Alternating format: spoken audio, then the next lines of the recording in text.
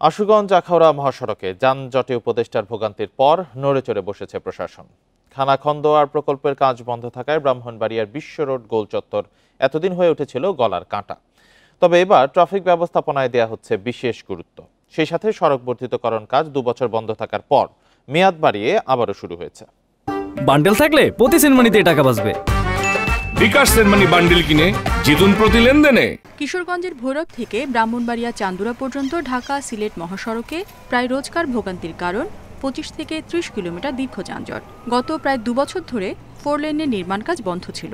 এছাড়া বৃষ্টিতে খানাখন্দ সৃষ্টি হওয়ায় বেহাল মহাসড়ক। সম্প্রতি পরিস্থিতি পর্যবেক্ষণে গিয়ে প্রায় 3 ঘন্টার যানজটে আটকা পড়েন সড়ক উপদেষ্টা নিজেই।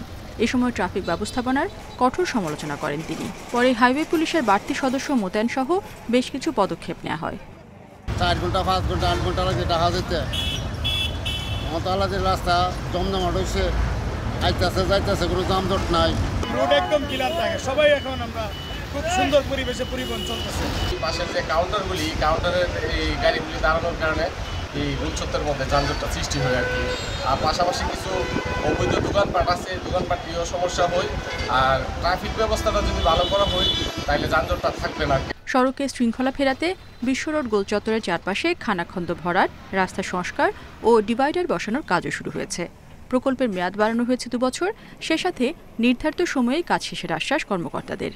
বিশ্ব রোড গোল চত্বরটাকেও আর একটু ওয়াইডেন করব, আর একটু প্রশস্ততা বৃদ্ধি করে একটু মেরামতের কাজটা চালিয়ে যাব এবং এর ফলে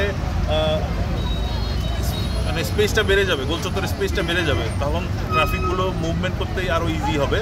তো আমরা অলরেডি সেই কাজই করছি। আশুগঞ্জ নৌবন্দর থেকে আখাউড়া স্থলবন্দর পর্যন্ত 50.58 কিলোমিটার মহাসড়ক 4 লেন করার কাজ শুরু হয় 2020 সালের ফেব্রুয়ারিতে, কিন্তু 5 বছরেও শেষ হয়নি নির্মাণ। Independent news.